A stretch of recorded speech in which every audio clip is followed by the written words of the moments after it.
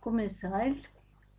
Hérna ég að sýna ykkur nokkur atriði varðandi heildartekjur og heildarkostnað og þetta á við mynd 72 á blaðsíðu 88 í Hagfræðinni eftir Helga Gunnarsson. Þetta ekki sömu tölur en svona þetta gert. Og hérna magnið. Við erum kannski með magn sem byrjar á 0 og svo 10, 20, 30, 40, 50. Þetta getur líka verið 1, 2, 3, 4, 5 og upp úr. Þetta hérna við í raun og veru finnum svona út mismunandi heildartekjur miðað við hvað magnið Þannig að við þurfum stundum að ákveða það sjálf þegar við erum að gera svona línurit. Og verðið, það gefið upp í glærunum að verðið 20 á hvert einasta stykki, þannig að heildartekjur eru sem sagt magn sinnum verð. Hérna, magn sinnum verð jafnt og heildartekjur. Og það svona, mér finnst sjálfri skemmtilegast að láta þetta vera svona hægra stilt og geri þetta svona. Ég ætla að gera þetta aftur. Ég fer bara hér í þá reiti sem ég ætla að hægri stilla og ýti hér, hérna. Þá þetta hægra stilt. Og heildartekjurnar eru það ger ég svona á Excel. Þið þurfið ekki að nota Excel, það til ókeypis forrit eins og Google Docs og ég skal senda ykkur slóð á því hvernig hægt að hlaða því niður. Og magn og svo ýti ég hérna á sinnumtakkan og fer í reitin fyrir verð og ýti á enter. Nú svo ætla ég að láta gera þetta hver einustu línu, sjáðu þá hérna kross, ég held niður í músinni og dreg þetta svona niður.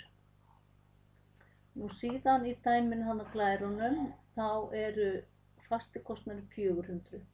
Í Hagfræðinni gerum við ráð fyrir því að fasti kostnaður sé alltaf sama tala. Auðvitað þetta ekki þannig í reynd að það sé nákvæmlega upp á krónu einhver sama tala, en til einföldunar þá höfum við það þannig. Og fasti kostnaður alltaf sama upphæðin. Nú síðan breytilegur kostnaðurinn, hann 10 krónur á hverja einingu, sjáðu hérna 10 sinnum M. Þannig að ef ég ætla að finna út fasta kostnaðinn, þá segi ég jafn sama sem merkið og tek magnið og margfalda með 10 og ýti á enter. Og það sem ég búin að setja formúlinu einu sinni, þá get ég dregið þetta bara svona niður og koma þessar tölur hér. Ég bara þurrka þær út hérna svo að þetta sjáist betur. Hérna ég var búin að setja formúluna hér, sjáðu, og ég dreg þetta niður. Þannig að þá kemur þessi samtala með þessi margföldun bara út hér. Og ef ég væri með bara margar línur, þá get ég bara haldið áfram svona. Nú, þannig að heildarkostnaður, þetta væri heildarkostnaður, þetta eru heildartekjur hérna. Heildarkostnaður og heildartekjur og það fasti kostnaðurinn plús breytilegi kostnaðurinn. Þannig að ég geri svona, fasti kostnaðurinn, ýti á plúsmerkið, ýti síðan á BK og ýti á enter. Og svo ger ég bara eins og áður, svona, nú engar tölur hér og ég dreg þetta svona niður. Þá kemur öll margföldunni hér út. Ég ætla ekkert að eyða þannig sér tíma í að gera þetta hérna eitthvað, eyða miklum tími að punta þetta upp, en mörgum finnst nú þægilegt stundum að láta þetta vera svona einhverja kassa í kringum þetta. Það oft gott, en ég ger þetta bara svona hér sýna ykkur svona fljótheitum að það hægt að gera þetta með þessum hætti. Og hérna ég að setja vinstri svona Nú, já, hún vil ekki gera þetta fyrir mig. Svona. Þetta nú einhver betri leið svo sem en ég bara sýni ykkur svona það helsta. Svona. Svona. Nú er þetta komið í eitthvað svona kassa hér. Nú, það sem ég ætla að sýna ykkur hvernig maður gerir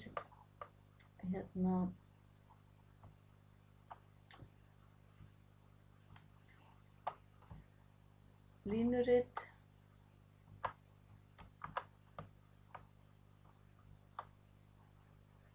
Til þess að gera svona dálkast þar sem eitthvað svona bil á milli og þá þarf ég að halda kontról-takkanum niðri. Og ég ætla að setja svona línurit. Þá ýti ég á þetta hér með svona litlu punktum hér. Og ég get bara valið hvað sem og gerir svona bara. Mér líst vel á þetta, ég kíki alltaf til öryggis af því að í hagfræðinni þá vaninn að hafa krónurnar á y-ás og magnið á x-ás og ég athuga alltaf hvort að það hér. Það hægt að skýra þessar línur hérna. Þetta heildarkostnaðurinn, þetta rauða og bláa heildartekjurnar. Þær byrja alltaf í núllinu hérna. Og það hægt að setja í með því að smella hérna, hægt að setja inn heiti. Ég vil bara passa mig á að hafa vídeó ekki á langt, þá veldur það vandræðum þegar ég er að hlaða þessu upp. Þannig að ég læt þetta duga núna. Þið sjáu hér að jafnvægispunkturinn 40 magni og 800 í heildartekjum. Það jafnvægispunkturinn. Þannig að ég myndi, ef ég var að gera þetta á blaði, ég get líka teiknað þetta inn með öðru forriti, þá teikna ég hér inn jafnvægis magnið, set svona punktalínu hér og punktalínu hér. Athugið hér byrjar fasti kostnaðurinn, sjáðu 400. Og ég átti eftir að hægri jafna þetta, mér fannst það svona skemmtilega eins og þið munið og síðan get ég hér, ef ég var alltaf að vilja fá meiri upplýsingar, þá get ég dregið þetta allt niður og hún heldur áfram að sýna mér magnið með svona nýjar tölur.